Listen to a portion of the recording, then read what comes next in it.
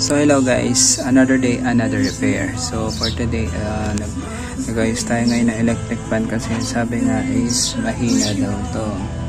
Mahina daw yung bukod, humina daw yung hangin. So,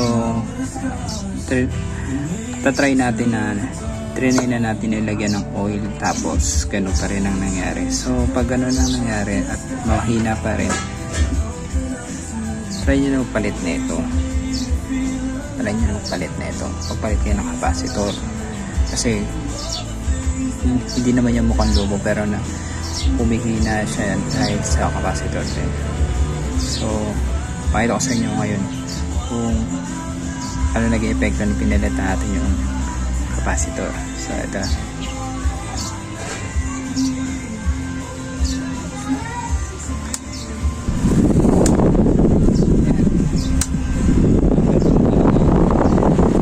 So number 1 pa lang yung napakalakas na kagad.